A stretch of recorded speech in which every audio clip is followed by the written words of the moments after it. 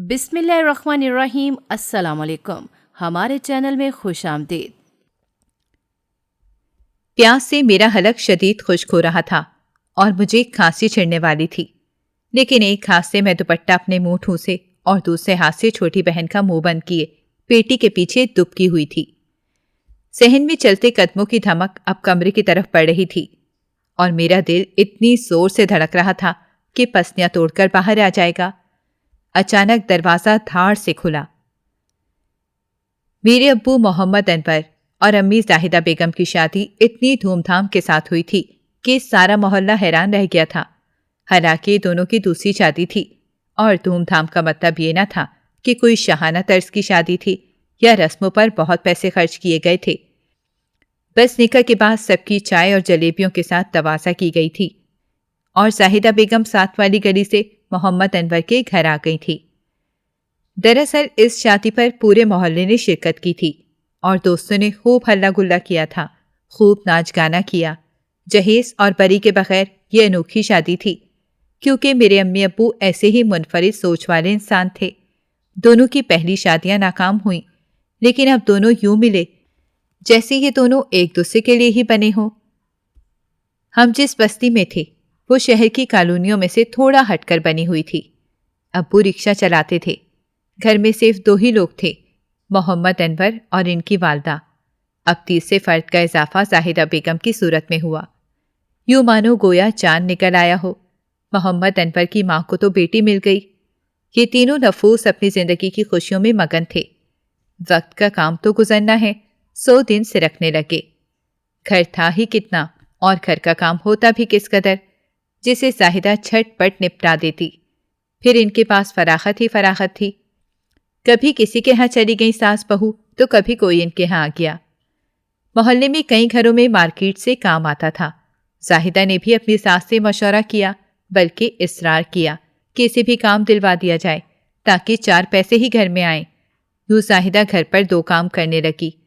ایک تو بکرم سے مردانہ قمیض کے کالر کاٹنا، جس کے لیے سائز کا سانچہ اور بکرم دکان والے دیتے تھے، اور اجرت فی درجن کے حساب سے تھی۔ دوسرا کام کبوتر والے جال بنانا تھا۔ مخصوص طریقے سے ڈوری کے خانوں میں گرا لگا کر یہ جال بنایا جاتا ہے۔ ہفتے بعد جتنے جال مکمل کیے ہوں ان کی اجرت مل جاتی۔ زاہدہ 1 گھنٹے میں 1 جال بنا لیتی تھی، جیسا کہ فطری بات ہے۔ شادی کے بعد زوجین کو بھی اور اہل خانہ کو بھی ان کے صاحب اولاد ہونے کا انتظار لگ جاتا ہے، لیکن کسی کی مراد جلد پر آتی ہے اور کسی کو انتظار کرنا پڑتا ہے۔ میری والدین کی قسمت میں بھی فی الحال انتظار لکھا تھا، لیکن انہیں اس بات کی کوئی پریشانی نہ تھی۔ اپنے حال میں مست تھے۔ دادی بھی انہی کی ماں تھیں جو پوتوں کے لیے بالکل شور نہ مچاتی تھیں، البتہ اپنی بہو کو دعائیں ضرور دیتی تھیں۔ میرے ابو کی عادت تھی کہ ہفتے 10 میں 1 بار تو ضرور ہی محلے کے بچوں میں ٹافیاں وغیرہ تقسیم کیا کرتے تھے، لیکن یہ کوئی مخصوص دن نہ ہوتا تھا۔ 1 سال تو یوں ہی گزر گیا، لیکن جب دوسرا سال بھی گزرنے لگا تب دادی نے مشورہ دیا کہ ڈاکٹر سے چیک اپ کروا لیں تاکہ اگر کوئی مسئلے کی بات ہو تو بر وقت علاج ممکن ہو سکے۔ بیٹا بہو سرکاری ہسپتال چلے اور دھکے کھا کر واپس آ گئے۔ تیسرے سال خدا نے ان کو بیٹی عطا کی۔ ابو نے اسے روشنی کی کرن قرار دیا۔ یوں میرا نام کرن ہی فائنل کر دیا گیا۔ میرے پیدا ہونے پر ابو نے پورے محلے میں مٹھائی بانٹی۔ لوگ حیران ہوتے تھے کہ یہ بیٹی کے پیدا ہونے پر مٹھائیاں بانٹ رہا ہے، لیکن میں تو پھر بھی پہلی بیٹی تھی۔ ابو نے دوسری بیٹی ارم کی بھی مٹھائیاں بانٹیں۔ اصل پریشانی تو تب ہوئی جب ابو نے تیسری بیٹی امبر کی بھی مٹھائیاں بانٹیں۔ کیونکہ امبر سے پہلے خدا نے بیٹا عطا کیا تھا تو لوگوں کا خیال تھا کہ اب تیسری بیٹی اضافی ہے، لیکن یہ میرے ابو تھے، اپنے اصولوں پر چلنے والے۔ انہوں نے تیسری بیٹی کو سب سے بڑھ کر ویلکم کیا۔ محلے والے ابو کو خپتی کہنے لگ گئے، کیونکہ ان کے خیال میں بیٹیوں کی کون خوشی مناتا ہے، اور پھر جب ہو بھی تیسری بیٹی۔ دادی بتاتی تھی کہ امبر کے پیدا ہونے پر کچھ عورتیں باقاعدہ افسوس کرنے آئی تھیں، لیکن دادی نے انہیں ڈانٹ دیا تھا۔ امی ابو درویش لوگ تھے، کسی کی ایسی باتوں کا کوئی جواب بھی نہ دیتے، بس مسکرا دیتے۔ وقت گزرتا گیا، ہم بچے بڑے ہونے لگے تو پتہ چلا کہ ہمارا بھائی ننھا عاصم بول نہیں سکتا۔ پہلے تو اسے حکیم سے دوا لے کر دی، پھر ڈسپینسری کے ڈاکٹر کو بھی چیک کروایا کہ کہیں تالو وغیرہ کا مسئلہ نہ ہو۔ کچھ لوگ کہتے تھے کہ کبھی کبھی بچے دیر سے بولتے ہیں، لیکن اب وہ 3 سال سے بھی اوپر کا ہو چکا تھا۔ پھر جب سرکاری ہسپتال میں چیک اپ کروایا تو پتہ چلا کہ یہ تو پیدائشی طور پر سن نہیں سکتا۔ اب جب سنے گا نہیں تو بولے گا کیسے؟ اس کا صرف ایک حل ہے کہ آپریشن کر کے کان کے پیچھے سر میں ایک چپ سی لگا دی جاتی ہے جسے کوکلیئر پلانٹ کہتے ہیں۔ اس سے بچے کی سماعت بحال ہو جاتی ہے اور وہ بولنے لگتا ہے، لیکن اس پر کئی لاکھ کا خرچہ آتا ہے۔ ظاہر ہے دہاڑی دار مزدور کے لیے تو 1 لاکھ بھی خواب میں دیکھنا بھی ممکن نہیں۔ اس دن میں نے امی ابو کو اداس اور دل گرفتہ دیکھا۔ پریشان تو پھر بھی نہیں تھے۔ جب دادی کو تفصیل بتائی تو وہ دعائیں دینے لگیں کہ اللہ کے لیے تو کچھ بھی ناممکن نہیں ہے، وہ چاہے تو کوئی بھی سبب بن سکتا ہے، اور اگر رب کی یہی مرضی ہے تو بھی ہم راضی۔ امی ابو بھی دعائیں کرنے لگے اور اس بات کا عزم کیا کہ وہ ہر ممکن کوشش کریں گے عاصم کا یہ آپریشن کروانے کے لیے۔ امی نے بھی آرڈر کے کاموں کو مزید بڑھا دیا اور ساتھ کمیٹی ڈالنے لگیں۔ اسکول میں داخلے کی میری عمر ہوئے بھی سال گزر چکا تھا۔ ابو کو بہت شوق تھا کہ ان کی اولاد تعلیم حاصل کرے، لیکن ہمیں اسکول بہت دور پڑتا تھا۔ فی الحال حالات اس بات کی اجازت بھی نہیں دے رہے تھے۔ خدا کا کرنا یوں ہوا کہ ہماری بستی کے پاس پرائمری اسکول بن گیا۔ تب ابو نے پہلی فرصت میں اپنی کرن کو وہاں داخل کروا دیا۔ سال بعد ہیرم بھی اسکول پہنچ گئی۔ وقت پر لگا کر اڑ گیا۔ ہم پہلے 5 جماعتیں پاس کر کے گھر بیٹھ گئی تھیں۔ گھر کے کاموں میں اور آرڈر کے کاموں میں امی کا ہاتھ بٹانے لگی تھیں، لیکن میں کبھی کبھی اسکول ضرور جاتی تھی۔ نہ صرف مجھے اپنی ٹیچرز اچھی لگتی تھیں بلکہ ٹیچرز کو بھی کرن اچھی لگتی تھی۔ ایک بار تو ٹیچر نے مجھے اپنے گھر میلاد پر بھی بلایا تھا۔ اسی دوران اچانک دادی اتنی زیادہ بیمار پڑ گئیں۔ جو بھی ٹیسٹ کرواتے وہی بیماری اپنی حدوں کو پہنچی ہوتی۔ ان کی حالت بہت خراب ہو چکی تھی۔ رپورٹوں کے مطابق تو تقریباً ہر بیماری لگ چکی تھی اور دادی بس چند دن کی مہمان تھیں، لیکن ایسا کچھ بھی نہ ہوا۔ 2 ماہ کے بعد دادی کی طبیعت سنبھلنا شروع ہو گئی۔ البتہ امی ابو جو پیسے عاصم کے لیے جمع کر رہے تھے وہ سب خرچ ہو گئے۔ امی کہتی یہ بھی شکر ہے کہ ہمارے ہاتھ میں کچھ رقم تھی، ورنہ قرض اٹھانا پڑتا۔ جس دن دادی نے بستر سے اٹھ کر تھوڑا سا چلنا پھرنا شروع کیا تو ابو نے ان کے ہاتھ سے محلے میں چیز تقسیم کروائی اور ہم سب نے شکر کا سانس لیا۔ ہم سب بچے اپنی دادی کے ساتھ بہت اٹیچ تھے اور دادی کی جان بھی بچوں میں تھی۔ ابو کی یہ روٹین تھی کہ وہ رات 8 بجے تک گھر آ جایا کرتے تھے۔ کبھی کبھار دیر ہوتی بھی تو آدھ گھنٹے کی ہوا کرتی تھی۔ دادی کی بیماری کی وجہ سے دن میں بھی ایک چکر گھر لگا لیتے تھے۔ اب پھر دوبارہ وہی روٹین بن گئی۔ ایک دن اچانک بوکھلائے ہوئے گھر میں داخل ہوئے۔ ہاتھ میں ایک چھوٹا سفری بیگ بھی تھا۔ فوراً کمرے میں امی کو بلا کر بات کرنے لگے۔ دراصل کوئی سواری اپنا بیگ رکشے میں بھول گئی تھی۔ جب کھول کر دیکھا تو اس میں چند زنانہ سوٹ اور چھوٹا سا پرس تھا۔ پرس میں 4000 روپے، سونے کی چین اور ایک سونے کی ہی انگوٹھی پڑی تھی۔ ابو کو اب یہ سمجھ نہیں آ رہی تھی کہ یہ کن سواریوں کا ہو سکتا ہے، کیونکہ انہوں نے 2 بار سواریوں کو یکے بعد دیگرے بسوں کے الگ الگ اڈے پر چھوڑا تھا اور اپنی طرف سے وہ دونوں اڈوں کو چیک کرائے تھے۔ وہ بیگ کسی اور کے حوالے بھی نہیں کرنا چاہتے تھے کہ کہیں کوئی ہضم نہ کر جائے۔ دادی کو پتہ چلا تو کہنے لگیں، بیٹا تم 2 رکعت نفل پڑھ کر دعا مانگ کر دوبارہ جاؤ وہیں، اللہ کرم کرے گا، چیز کا اصل مالک مل جائے گا۔ ابو نے ایسا ہی کیا۔ جب دوبارہ گئے تو بہت کوشش کی اور کافی دیر کے بعد اصل مالک مل گئے۔ سب نے اللہ کا شکر ادا کیا۔ چند دن بعد ابو ایک نیا موبائل لے کر آئے جو اسمارٹ فون تھا۔ ہم سب اتنا خوش ہوئے کہ ہمارے ہاتھ تو گویا کوئی خزانہ لگا تھا۔ ہم اس میں سے کچھ دیکھ لینا چاہتے تھے، لیکن دونوں چھوٹوں کو کارٹون اتنے پسند تھے کہ وہ فون چھوڑتے ہی نہ تھے۔ میرا اور امی کا دل چاہتا کہ کوئی ڈرامہ دیکھ لیں، کیونکہ ٹی وی بھی نہ تھا ہمارے گھر، لیکن یہ چھوٹے ہمیں موقع ہی نہ دیتے تھے۔ 1 ماہ بعد ہی ابو کو وہ موبائل بیچنا پڑ گیا۔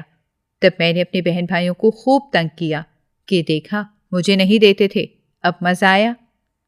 میرے دل میں حسرت آئی تھی کہ کاش ہمارے گھر بھی ہوتا ایسا موبائل، کیونکہ میں محلے میں 1-2 گھروں میں لڑکیوں کے ہاتھوں میں دیکھ چکی تھی، لیکن میں اپنے اور ان کے گھر کا فرق بھی سمجھتی تھی۔ اب میں اتنی چھوٹی بھی نہ تھی۔ اگر تعلیم جاری رہتی تو میں میٹرک کر چکی ہوتی۔ میرے دل میں خواہش ضرور آئی تھی، لیکن یہ کوئی مسئلہ نہیں تھی۔ وہ ایک بھیانک دن تھا جب ابو حسب معمول گھر سے رکشہ لے کر نکلے، لیکن حسب معمول واپس نہیں آئے، بلکہ ہمیں یہ خبر ملی کہ ان کا ایکسیڈنٹ ہوا ہے اور وہ ہسپتال میں ہیں۔ ہمارے پہنچنے تک ابو ہم سے بہت دور جا چکے تھے۔ ہمارے سر پر تو آسمان ہی ٹوٹ پڑا، ہم پر قیامت گزر گئی۔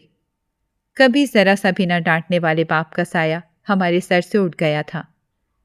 ہر دم مسکرانے والی امی بھی ہوش و حواس سے بیگانہ ہوئی پڑی تھی۔ دادی کا الگ حال خراب تھا، جو بھی سنتا اس ناگہانی موت پر دکھ کا اظہار کرتا۔ صبر و تحمل والی امی نے جلد ہی خود کو سنبھالا، کیونکہ اب گھر کی ذمہ داری امی کے سر پر تھی۔ ابو رکشہ بھی کرائے کا ہی چلاتے تھے۔ ان کے ٹھیکیدار نے اتنی مہربانی کر دی تھی کہ ایکسیڈنٹ میں رکشے کو جو نقصان پہنچا تھا اس کے پیسے ہم سے نہیں لیے۔ اخراجات کے لیے رقم کہاں سے آئے گی؟ خرچے کیسے پورے ہوں گے؟ یہ ایک بڑا سوال تھا جو سانپ کی طرح پھن اٹھائے کھڑا تھا۔ اب ظاہر ہے اب آرڈر کے کاموں سے تو تمام اخراجات پورے نہیں ہو سکتے۔ تب امی نے باہر نکلنے کا فیصلہ کیا۔ جن سے ہم آرڈر لیتے تھے ان کے ذریعے ہی ایک فیکٹری میں پیکنگ کے شعبے میں امی کو نوکری مل گئی، لیکن امی نے 10 دن بعد ہی وہ نوکری چھوڑ دی، کیونکہ ایک تو وہ گھر سے بہت دور تھی، 2 بسیں بدل کر وہاں جانا پڑتا تھا، دوسرا تنخواہ کم تھی، آدھی تو کرایوں میں نکل جاتی۔ اسی تگ و دو میں مجھے اپنی ٹیچر کا خیال آیا۔ امی کو ساتھ لے کر ان کے گھر چلی گئی کہ شاید وہ کچھ راہ دکھا دیں، لیکن وہ بھی متوسط طبقے کی پرائمری اسکول کی ٹیچر تھیں جو خود بھی مہنگائی کے ہاتھوں پریشان تھیں، لیکن ان کا گھر ایک اچھی ہاؤسنگ سوسائٹی میں تھا۔ انہوں نے کہا کہ ہماری ہمسائی باجی رضیہ کو گھر کے کاموں کے لیے ملازمہ کی ضرورت ہے، جب تک کہیں اور ملازمت نہیں ملتی تو یہاں کام کر لو۔ میں اور امی راضی ہو گئے۔ دادی کو پتہ چلا تو وہ بس دکھی سا ہو کر خاموش ہو گئیں۔ خیر، ہم نے کام شروع کر دیا۔ امی کی اگلے ماہ کمیٹی نکلنی تھی۔ امی نے سوچا کہ کچھ پیسے قرض لے کر کوئی کام شروع کر دیں گے۔ زندگی کی گاڑی کو تو گھسیٹنا تھا۔ دادی بھی بہت کمزور ہو چکی تھیں۔ جب کمیٹی نکلی تو امی وہیں بطور مشورہ پوچھنے لگیں کہ کون سا کام بہتر رہے گا تاکہ کچھ پیسے ملا کر کام شروع کیا جائے۔ چند ایک مشورے تو ملے، لیکن کچھ بھی فیصلہ نہ ہو سکا۔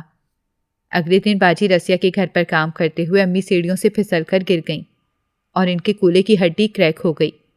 باجی رضیہ رحم دل انسان تھیں کہ امی کو ڈاکٹر کے لے گئیں۔ ڈاکٹر نے ٹریٹمنٹ دیا اور 6 ماہ کا بیڈ ریسٹ دے دیا۔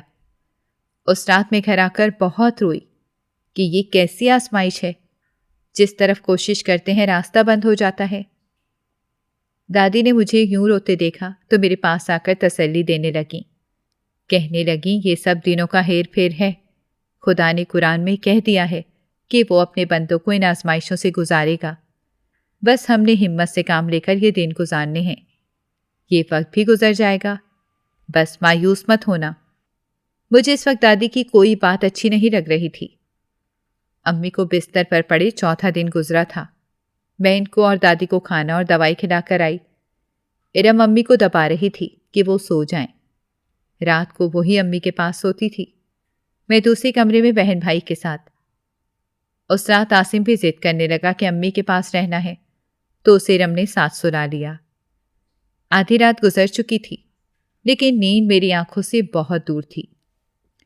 میں پتہ نہیں کیا کیا سوچے جا رہی تھی کہ امبر کی آنکھ بھی کھل گئی۔ وہ کہتی باتھ روم جانا ہے، میرے ساتھ چلو، مجھے ڈر لگتا ہے۔ ہم اٹھ کر ابھی دروازے تک پہنچے تھے کہ مجھے محسوس ہوا کہ صحن میں کوئی ہے۔ پھر سایہ سا بھی نظر آیا۔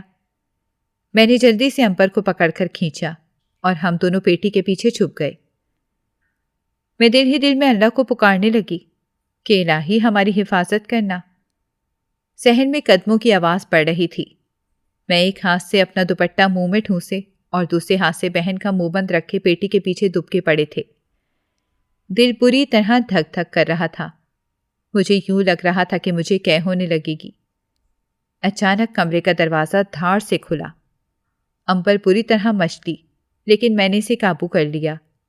2 آدمی منہ سر کالی چادروں میں لپٹے کمرے میں داخل ہوئے اور چیزیں الٹ پلٹ کرنے کی کوشش کرنے لگے۔ ساری الماری خالی کر کے انہوں نے فرش پر ڈال دی، پھر دراز میں سے اپنی مطلوبہ چیز لے کر چلے گئے۔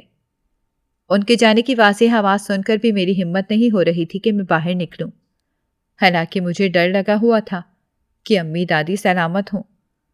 تھوڑی دیر بعد ہمت کر کے باہر نکلی تو امی اور ارم ایک دوسرے کے ساتھ لپٹی ہوئی تھیں۔ مجھے دروازے میں دیکھ کر ارم ایک چیخ مار کر میرے گلے لگ گئی اور ہم دونوں رونے لگ گئیں۔ پھر ہم تینوں بہنیں امی کے ساتھ لپٹ گئیں۔ دادی دوائیوں کے اثر میں سو رہی تھیں، انہیں کچھ پتہ نہ چلا کہ کیا ہوا ہے۔ امی نے مجھ سے پوچھا کہ تم ٹھیک ہو، کیا ہوا تھا یہ سب؟ میں نے جو دیکھا ان کو بتا دیا۔ وہ کہنے لگی کہ جو بھی تھے چور، ان کو یہ علم تھا کہ کمیٹی کے علاوہ بھی پیسے موجود ہیں، اسی لیے چوری کرنے آئے۔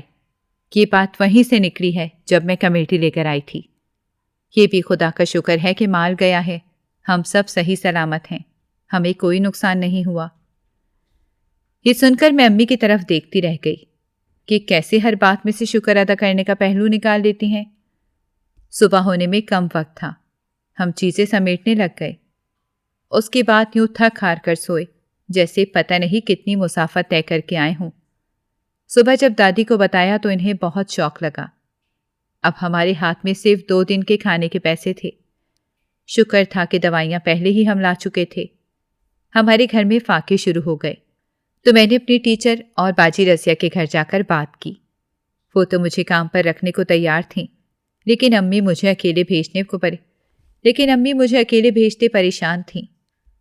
میں یہی باتیں ٹیچر اور باجی رضیہ سے بھی کر دیا کرتی تھی۔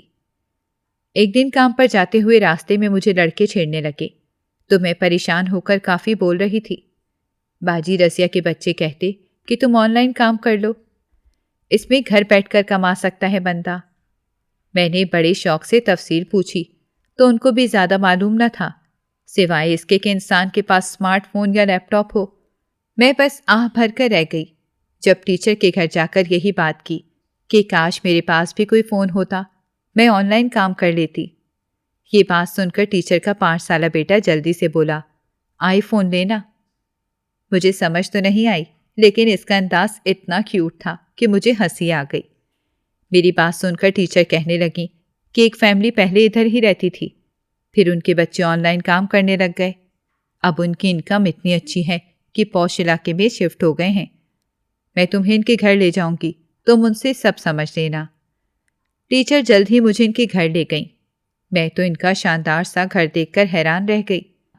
ان کی بیٹی پنکی یہ کام کرتی تھی۔ جب ٹیچر نے اسے میرا بتایا کہ یہ بھی آن لائن کام کرنا چاہتی ہے تو اس نے مجھے تفصیل بتائی اور ساتھ ہی کہا، یہاں 500 سے لے کے 50,000 تک اپنی مرضی سے انویسٹ کرنے پڑتے ہیں، اکاؤنٹ بنانا پڑتا ہے، پھر آپ کو ڈالرز آنے شروع ہو جاتے ہیں۔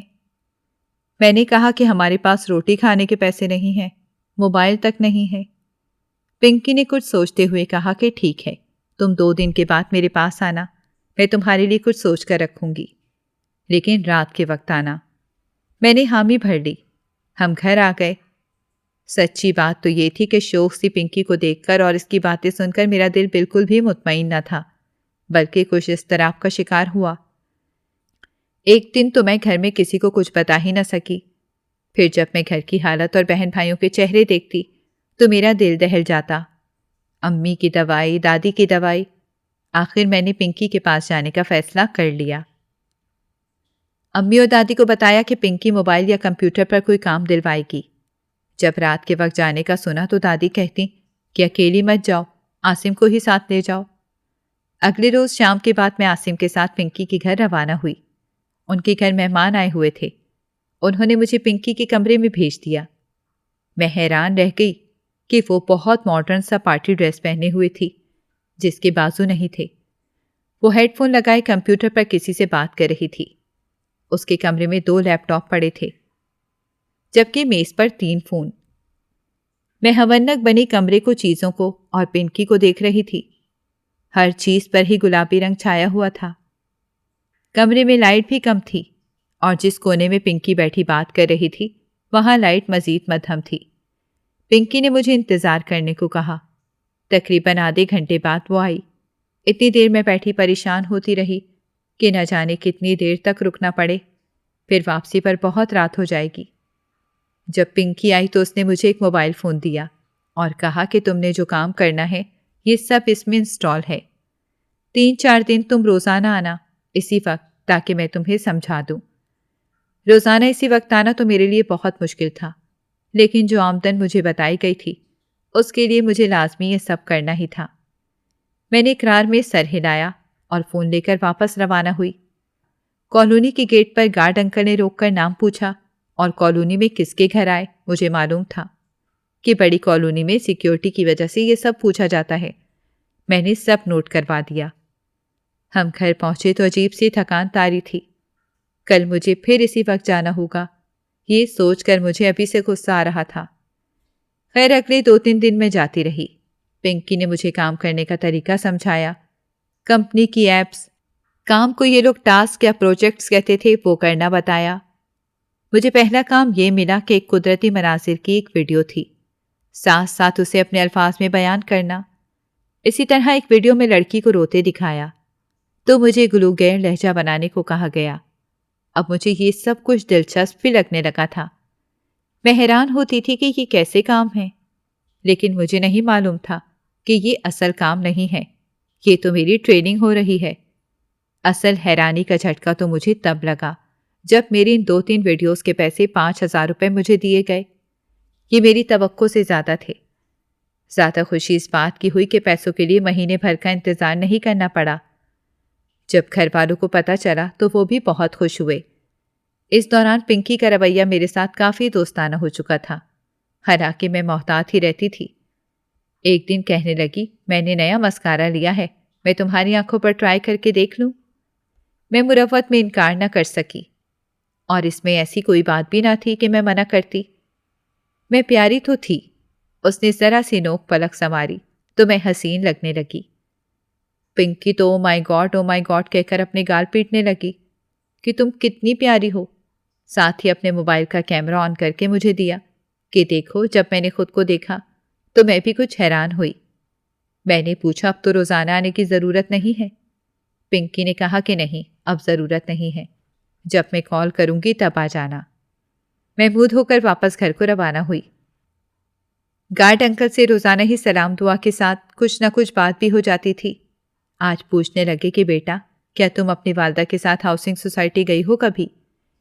میں نے بتایا، جی ہاں، وہیں کام کرتے وقت تو امی کو حادثہ پیش آیا تھا۔ لیکن آپ کیوں پوچھ رہے ہیں؟ کہتے میں پہلے اسی ہاؤسنگ سوسائٹی میں گارڈ تھا، تو میں نے ہی آپ کی والدہ کو ہسپتال پہنچانے میں مدد دی تھی۔ تو کیا اب تم اس کالونی میں ملازمہ ہو؟ میں نے بتایا، نہیں، میں آن لائن کام سیکھنے آتی تھی، اب روزانہ نہیں آؤں گی۔ وہ میری بات پر چونکے۔ انہوں نے اپنا فون نمبر لکھ کر دیا کہ اگر کبھی ضرورت پڑے تو مجھے ضرور کال کرنا، اور اپنی امی دادی سے اجازت دے دو، میں گھر آ کر ان کی عادت کرنا چاہتا ہوں۔ ان کو بتانا میں محمد انور کا دوست رہا ہوں۔ میں تو خوشی ہو گئی یہ بات سن کر، حالانکہ وہ صرف میرے ریکارڈ سے ابو کا نام دیکھ کر کہہ رہے تھے۔ امی اور دادی کی اجازت سے گارڈ انکل گھر آئے تو پھل وغیرہ بھی لے کر آئے۔ ہم نے بھی حسب توفیق آؤ بھگت کی۔ وہ زیادہ دیر نہیں رکے، لیکن دادی کو ماں جی اور امی کے ساتھ بہن جیسا رشتہ بنا گئے۔ جاتے وقت چھوٹے دونوں بچوں کو بھی 1000 روپیہ دے گئے۔ گارڈ انکل صفدر ان لوگوں میں سے تھے جن کو دوسروں کا دل جیتنے کا فن آتا ہے۔ اب تو ارم نے بھی کہنا شروع کر دیا کہ وہ بھی یہی کام کرنا چاہتی ہے، لیکن ابھی مجھے پنکی سے یہ بات کہتے جھجک آڑے آتی تھی، اور دوسرا ارم ابھی کافی ناسمجھ تھی، تو فی الحال ابھی میں نے اسے روک دیا۔ اب مجھے امید لگ گئی تھی کہ جلد ہی میں بھی زیادہ پیسے کمانے لگ جاؤں گی۔ امی بھی ٹھیک ہو جائیں گی، عاصم کو آپریشن بھی کروائیں گے، اور کسی اچھی جگہ گھر بھی لے لیں گے۔ انسان کتنا خوش فہم ہوتا ہے، فوراً ہی بڑے بڑے خواب دیکھنے لگتا ہے۔ اس وقت میرے پاس ایک ہی ویڈیو ٹاسک تھا، وہ میں نے مکمل کر کے بھیج دیا۔ ابھی مزید کام نہیں ملا تھا تو سوچا فون میں کچھ اور دیکھتی ہوں، لیکن کافی چیک کرنے کے باوجود بھی مجھے سیٹنگ سمجھ نہیں آئی کہ ڈرامہ یا گانے کہاں دیکھوں۔ کیمرہ آن ہوا تو لاشعوری طور پر میں نے اپنی 2 تصویریں بنا لیں اور پھر ڈیلیٹ کر دیں۔ امی کے چیک اپ کی ڈیٹ بھی آ چکی تھی۔ اب ڈاکٹر نے انہیں واکر کے تھوڑا تھوڑا چلنے کی ہدایت کی اسے امید تھی کہ 3 ماہ تک امی ٹھیک ہو جائیں گی۔ بہت دنوں کے بعد ہمارے گھر میں خوشی کی لہر آئی تھی۔ ہم واپسی پر پیزا لے کر گھر آئے۔ یوں ہم نے اپنی خوشی سیلیبریٹ کی۔ پنکی کا فون آیا، اس نے مجھے گھر بلایا تھا۔ چاروں ناچار جانا ہی پڑا۔ وہاں پہنچی تو پنکی بھی بہت خوش تھی۔ میرا فون لے کر اس نے اپنے لیپ ٹاپ کے ساتھ جوڑا، کچھ نئی چیزیں انسٹال کر دیں اور بتایا کہ اگلا کام مجھے کمپنی خود کال کر کے بتائے گی۔ جب کال آئے تو میں سائٹ پر جا کر بات کروں تاکہ کوئی ڈسٹرب نہ کر سکے۔ پھر جب میں واپس آنے لگی تو کہتی ہے، تمہاری تصویر تو بہت زبردست آئی ہے۔ میں نے چونک کر پوچھا کون سی؟ تو لیپ ٹاپ پر وہ تصویریں میرے سامنے کر دیں جو میں گھر پر بنا کر ڈیلیٹ کر چکی تھی۔ میرے تو رونگٹے کھڑے ہو گئے کہ یہ کیا ہوا؟ کیا مجھ سے ڈیلیٹ نہیں ہوئی تھیں؟ یہ کیا چکر ہوا؟ میری ہوائیاں اڑ گئیں۔ یہ دیکھ کر پنکی ہنسنے لگی، کہتی ڈرپوک، ارے کیا ہو گیا، ایک تصویر ہی تو ہے بس، اور یہ لو میں ڈیلیٹ کر دیتی ہوں۔ اس نے میرے سامنے ڈیلیٹ کر دی، لیکن مجھے اتنا شوق لگ چکا تھا کہ میں یہ بھی نہ کہہ سکی کہ فون سے بھی میں نے ایسے ہی ڈیلیٹ کر دی تھی۔ پھر کیسے تمہارے لیپ ٹاپ میں پہنچ گئیں؟ بس اسی پریشانی میں گھر پہنچ گئی۔ کسی کو کچھ بتایا بھی نہیں، لیکن گارڈ انکل بھاپ چکے تھے۔ گھر آ کر میں نے فون یوں دور پھینکا جیسے اس میں کرنٹ ہو، اور اس وقت تک دوبارہ ہاتھ نہیں لگایا جب تک کمپنی سے کال نہیں آ گئی۔ انہوں نے اگلا ٹاسک دیا، ساتھ ہی یہ بتایا کہ اگلی کال ویڈیو کال ہوگی۔ میں اس چیز کے لیے قطعاً تیار نہ تھی۔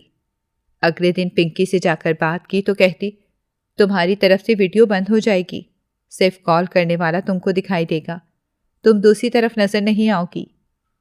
میں سر ہلا کر واپس آ گئی، لیکن میرا دل کھٹک چکا تھا۔ 2-3 دن بعد وہ گھڑی آ ہی گئی جب ویڈیو کال آئی۔ میں نے سائٹ پر جا کر پنکی کی ہدایت کے مطابق وہ بٹن آف کر دیا۔ ویڈیو کال میں ایک مرد اور ایک عورت بیٹھے تھے جنہوں نے میرے کام کی تعریف کی اور کہا کہ مجھے بڑے بڑے پروجیکٹ دینا چاہتے ہیں، جلد ہی اگلی میٹنگ دبئی میں کریں گے۔ میں نے کہا جی مجھے کام بتا دیں۔ اب کی بار مجھے جو ویڈیو ملی وہ تھے تو کارٹون کی، لیکن ان کے لباس کافی غیر مناسب تھے اور کارٹون میں کسی شیطان کی پوجا دکھائی جا رہی تھی۔ میں نے بہت مشکل سے یہ کام مکمل کیا۔ امی اور دادی نے پوچھا بھی کہ کیا بات ہے، تم کیوں پریشان ہو، لیکن میں انہیں کچھ بھی نہ بتا سکی۔ اگلا پروجیکٹ جو مجھے ملا اس ویڈیو میں کافی غیر اخلاقی چیزیں تھیں، کچھ اخلاق سوز حرکات بھی تھیں۔ مجھے غصہ آنا شروع ہو گیا۔ اس سے پہلے کہ میں کوئی رد عمل دکھاتی، ویڈیو کے آخر میں ایک لڑکی کی جھلک نظر آئی۔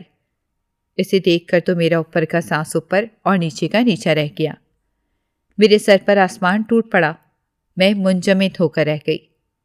وہ لڑکی تو میں نہیں تھی، لیکن اس کا چہرہ میرا ہی تھا، اور یہ وہ والا چہرہ جب پنکی نے مسکارا چیک کرنے کے لیے لگا کر اپنے موبائل سے دکھایا تھا۔ اوہ میرے خدا، تو وہ صرف کیمرہ نہیں تھا، وہ ریکارڈ بھی ہوا تھا، یعنی یہ سب منصوبہ بندی سے ہوا تھا۔ میں سر پکڑ کر بیٹھ گئی۔ میرا دل چاہا کہ میں ابھی جا کر پنکی کا گریبان پکڑ لوں اور اس کے منہ پر تھپڑ ماروں۔ یا خدا، یہ کیا ہو گیا میرے ساتھ؟ لیکن ابھی کافی وقت ہو چکا تھا۔ ساری رات میں نے جاگ کر گزاری اور صبح ہوتے ہی ناشتہ کیے بغیر ہی پنکی کے گھر بھاگی۔ ابھی بس سے اتر کر کالونی کے گیٹ پر بھی نہ پہنچی تھی کہ انکل صفدر کی بائک میرے پاس رکی۔ وہ ڈیوٹی سے واپس جا رہے تھے۔ انہوں نے مجھے اس حال میں دیکھا تو پوچھا کیا ہوا ہے؟ میں نے انہیں کہا کہ یہ پنکی لوگ سب گندے گھٹیا لوگ ہیں، بلیک میلر۔ کہتے آؤ ناشتہ کریں، پہلے پھر مجھے تفصیل بتاؤ۔ نان چنے لے کر ہم سامنے پارک میں بیٹھ گئے اور میں نے انہیں تمام بات بتا دی۔ پہلے تو انہوں نے تسلی دی کہ پریشان مت ہو، ابھی پنکی کے پاس مت جاؤ، میرا ایک واقف ہے وکیل، ہم اس سے مشورہ کرتے ہیں، ابھی تم گھر جاؤ، ریلیکس ہو جاؤ، میں کوشش کروں گا کہ آج ہی وکیل سے بات ہو جائے۔ پھر جیسا انکل صفدر نے کہا ویسا کر دکھایا۔ اگلے وہ وکیل کو لے کر ہمارے گھر آئے۔ اس نے چند سوالات پوچھے، مجھے جتنا معلوم تھا میں نے بتا دیا۔ اس نے بھی انکل والا مشورہ دیا کہ ابھی پنکی کے سامنے مت جاؤ، کوئی رد عمل نہیں دکھاؤ، شاید یہ وہی گروپ ہے جس کی تلاش حکومت اور پولیس کر رہی ہے، اگر ایسا ہی ہے تو ہمیں تمہارا تعاون چاہیے ہوگا۔ مجھ سے پہلے امی نے جواب دیا، یہ بہادر باپ کی بیٹی ہے، یہ ضرور ساتھ دے گی۔ پھر وکیل صاحب سمجھانے لگے، دیکھو ایسے کسی پر اعتماد نہیں کرتے، یہ آن لائن کام نہیں ہوتا، یہ تو ڈارک ویب سے جڑے مجرم لوگ ہیں۔ آن لائن کام کرنے کے باقاعدہ گرافکس اور کانٹینٹ رائٹنگ سیکھنی پڑتی ہے، سوشل میڈیا پر جگہ بنانی پڑتی ہے، آپ یوٹیوب چینل بھی بنا سکتے ہو اور ان سب سے آمدن بھی ہوتی ہے، لیکن یوں راتوں رات کوئی لکھپتی نہیں بنتا۔ یہ شارٹ کٹ راستے اکثر غلط ہی ہوتے ہیں۔ اصل راستہ مستقل محنت مانگتا ہے۔ لیکن اب آپ بے فکر ہو جائیں، آپ محفوظ ہاتھوں میں ہیں، ہم آپ کو مکمل گائیڈ کریں گے۔ ان کے جاتے ہی میں امی کے گلے لگ کر رونے لگ گئی۔ امی اور دادی نے مجھے تسلی دی اور چپ کروایا۔ اگلے دن انکل صفدر مجھے لینے کے لیے آئے کہ وکیل کے دفتر چلنا ہے۔ وہاں مزید کچھ افراد بھی تھے اور ایک بے حد پیاری لڑکی بھی۔ پولیس انسپیکٹر کے ساتھ ماہرین نے میرا فون چیک کیا، مجھے ہدایت دی کہ آئندہ میں نے پنکی اور کمپنی سے کیسے بات کرنی ہے۔ ان کے پروجیکٹ کو انکار نہیں کرنا، پروجیکٹ ہم خود پورا کروا دیں گے۔ دوسرا جو پیاری لڑکی تھی وہ ایک لیڈی پولیس تھی جو میری سہیلی کے طور پر ساتھ جاتی۔ میری باقاعدہ ریہرسل کروائی گئی کہ میں نے پنکی سے کیسے بات کرنی ہے۔ میرا پروجیکٹ بھی مکمل کروا دیا گیا۔ اب ہم پنکی کے گھر جانے کے لیے بالکل تیار تھے۔ انکل گارڈ بھی اپنی ڈیوٹی پر تھے، ان کا دوست اور ایک پولیس والا بھی چوکیدار بن کر بیٹھا تھا۔ جب میں اور لیڈی پولیس پنکی کے گھر پہنچے، ہم نے ہدایات کے مطابق ان سے بات کی۔ میری سہیلی تو پنکی کو اتنی اچھی لگی کہ اس نے اسی وقت اسے کام کی آفر کر دی۔ وہ لیڈی پولیس بھی بہت اچھی ایکٹنگ کر رہی تھی۔ وہ بوکھلا کر کہنے لگی، مجھے تو موبائل وغیرہ اتنا نہیں معلوم۔ پنکی اس کی ادائیں دلچسپی کے ساتھ دیکھ رہی تھی اور میں سمجھ گئی کہ پنکی اس کو شکار بنانے کا سوچ چکی ہے۔ اس دن میں نے بھی تھوڑا اسٹائل اپنایا ہوا تھا۔ میں نے بھی ذرا فرینک ہو کر کہا کہ کوئی ٹھنڈا گرم ہی پوچھ لو۔ پنکی وائی ناٹ کہتی ہوئی چلی گئی۔ میرے ساتھ آئی سہیلی نے جلدی سے لیپ ٹاپ میں اپنی ڈیوائس لگائی، لیکن اس کے لیپ ٹاپ کا حفاظتی نظام زیادہ طاقتور تھا، ہم کچھ حاصل نہ کر سکے۔ خیر چائے آ گئی۔ چائے پی کر ہم نے اٹھنے کا ارادہ ظاہر کیا تو میں نے اچانک کہا کہ پنکی مجھے اپنا مسکارا تو لگا دو پلیز، ہم نے پارٹی پر جانا ہے، بلکہ ہلکا ہلکا سا میک اپ ہی کر دو۔ پنکی کی تو آنکھیں چمک اٹھیں، وہ گئی اور مجھے تیار کرنے لگی۔ اتنے میں لیڈی پولیس اس کے موبائل سے کچھ ڈیٹا لینے میں کامیاب ہو گئی۔ ہم واپس اپنے گروپ میں پہنچ گئے۔ سب خوش ہوئے کہ بغیر کسی مسئلے کے ہم خیریت سے واپس لوٹ آئے ہیں، بلکہ جزوی کامیابی بھی حاصل کر آئے۔ لیکن یہ معلومات بہت نامکمل تھی۔ بہرحال پولیس کی ایک اسپیشل ٹیم نے ماہرین کے ساتھ مل کر اس کیس پر کام شروع کر دیا تھا۔ دوسری طرف یہ طے پایا تھا کہ میرے گھر پر ہر وقت ایک سسٹم رکھا جائے جو میرے موبائل کے ساتھ منسلک ہوتا، تاکہ جیسے ہی کال آئے ہم ٹریس کر سکیں۔ میرا اندازہ تھا کہ 1 دن کے بعد کال آئے گی، لیکن وہ 4 دن کے بعد آئی۔ ماہرین فوراً سسٹم کے ساتھ جڑ کر بیٹھ گئے۔ کال میں روٹین کے مطابق ہی پروجیکٹ کی بات ہوئی اور کال اینڈ ہو گئی۔ ماہرین صرف یہ پتہ چلا سکے کہ یہ کال سیٹلائٹ سے منسلک نیٹ کنیکشن سے کی جا رہی تھی۔ گمان غالب تھا کہ بیرون ملک سے کال ہے۔ فی الحال ہم بند گلی میں کھڑے تھے، کوئی ایسا اشارہ نہیں ملا تھا جس پر ہم تفتیش کر کے آگے بڑھتے۔ میں نے مشورہ دیا کہ پنکی کے پاس دوبارہ جاتے ہیں، لیکن انسپیکٹر صاحب نے منع کر دیا کہ ابھی خود نہ جاؤ، جب وہ بلائے گی تب جانا۔ لیکن ہم نہیں جانتے تھے کہ سب کچھ ہاتھ سے نکل جائے گا۔ وہ لوگ اگر ڈارک ویب کے ساتھ کام کرنے والے لوگ تھے تو ان کے پاس جدید ترین ٹیکنالوجی تھی۔ وہ جان چکے تھے کہ ان کو ٹریس کرنے کی کوشش کی گئی۔ پنکی بھی راتوں رات وہاں سے غائب ہو چکی تھی۔ ہم سب افسوس سے ہاتھ مل رہے تھے۔ میں نے پوچھا کہ اگر اب میرے فون پر کال آئے تو میں کیا کہوں؟ انسپیکٹر صاحب مسکراتے ہوئے کہنے لگے، اب تمہارے فون پر کبھی کال نہیں آئے گی، یہ فون تم مجھے دے دو۔ ہم تو اس بات پر شکر ادا کر رہے ہیں کہ انہوں نے تمہاری جان بخش دی ہے۔ البتہ جب تک میری زندگی ہے میں ان کا پیچھا نہیں چھوڑوں گا۔ آپ کے لیے بہتر ہوگا کہ آپ لوگ مکان بدل لیں۔ میں اور امی ان کو صرف دیکھ کر رہ گئے کہ اب اس وقت تو ہمارا کوئی ذریعہ معاش نہیں ہے۔ یہ کہہ کر انسپیکٹر صاحب نے 10,000 کا چیک محکمے کی طرف سے بطور انعام مجھے دیا۔ امی نے خوش ہو کر انسپیکٹر کو بہت دعائیں دیں۔ یہ سب لوگ واپس چلے گئے تو مجھے یوں لگا جیسے میں کسی بھنور میں گھوم رہی تھی، آندھی طوفان میں پھنس گئی تھی جس سے اب آزاد ہوئی ہوں۔ میں نے سوچ دیا تھا کہ میں آگے تعلیم بھی حاصل کروں گی اور کوئی اسکل بھی ساتھ ضرور سیکھوں گی۔ اب میں نے یہاں سے گھر بدلنا ہے۔ رات دیر تک یہ باتیں میں خدا سے اور اپنے آپ کے ساتھ کرتی رہی۔ مجھے نہیں معلوم تھا کہ میری دعائیں اتنی جلدی رنگ دکھائیں گی۔ چند دن بعد انکل صفدر ہمیں اپنے گھر پر دعوت دینے کے لیے آئے۔ آپ سب کو آنا ہے۔ ہم نے حامی بھر لی اور بہت خوشی سے ان کے گھر شرکت کی۔ مجھے بہت شوق تھا کہ ان کی فیملی سے ملنے کا، لیکن ہم وہاں پہنچے تو معلوم ہوا کہ انکل صفدر نے تو شادی ہی نہیں کی۔ ان کے بھائی اور بھابھی ایک حادثے میں انتقال کر گئے تھے، تو ان کے 2 بیٹوں کے لیے انکل صفدر نے اپنی زندگی وقف کر دی تھی۔ جب ان کے بھتیجے ملنے آئے تو میں حیران رہ گئی۔ یہ بڑے والا عمران تو پورا ہفتہ ہمارے ساتھ رہا تھا، پولیس کے ساتھ ماہرین کی ٹیم میں تھا۔ چھوٹا سفیر ابھی اسکول میں تھا۔ یہ گھر انکل صفدر اور ان کے بھائی کا مشترکہ گھر تھا اور بہت خوبصورت بنا ہوا تھا۔ جس کی بنیادوں میں محبت اور خلوص ہو، وہ گھر خوبصورت ترین ہوتے ہیں۔ میں نے انکل کو اپنے ارادوں کے متعلق بتایا تو وہ بہت خوش ہوئے اور مکمل تائید کی، بلکہ کہنے لگے کہ عمران تمہیں ہر چیز کے بارے میں گائیڈ کرے گا۔ اس کے بعد انہوں نے اس سے بھی بڑا سرپرائز دیا۔ امی سے کہنے لگے کہ مجھے دل سے بھائی مانتی ہو تو ایک بات کہنے لگا ہوں، انکار مت کرنا۔ امی سے پہلے دادی کہنے لگیں کیوں نہیں، ضرور کہو۔ تب انکل نے امی سے اپنے بھتیجے عمران کے لیے میرا رشتہ مانگ لیا۔ امی رونے لگ گئیں، کہتی بھائی کرن آپ کی ہی بیٹی ہے۔ انکل صفدر تو اس حیران کر دینے کا ریکارڈ بنانے پر تلے ہوئے تھے۔ کہنے لگے تو پھر یہ آپ کے بھائی کا گھر ہے، میں اپنی بیٹی کو یہیں سے رخصت کروں گا، آپ سب یہیں آ جائیں۔ امی نے شادی کا فنکشن اس گھر میں کرنے کی اجازت دے دی اور اپنے والدین کی طرح میری اور عمران کی بھی شادی ہو گئی۔ شادی میں دودھ جلیبیاں پیش کی گئیں۔ میری فرمائش پر اس لیڈی انسپیکٹر کو بھی مدعو کیا گیا جو میری دوست بن کر پنکی کے گھر گئی تھی۔ یوں میں سب کی دعائیں لیتے ہوئے عمران کی زندگی میں شامل ہو گئی۔ اب عمران کہنے لگا کرن تو چاچا جی کی بیٹی ہوئی، کیا میں آپ کا بیٹا نہیں؟ امی نے کہا بالکل، اب تم میرے بیٹے ہو۔ تو عمران کہنے لگا کہ بیٹے ماؤں کو اپنے ساتھ رکھتے ہیں، آپ کہاں جا رہی ہیں؟ آپ اب ہمارے ساتھ رہیں گی۔ امی رونے لگ گئیں کہ پتہ نہیں تم ہماری کس نیکی کی جزا ہو۔ دادی تو بس مسکرائے جا رہی تھیں، نظروں سے ہی فدا ہوئے جا رہی تھیں۔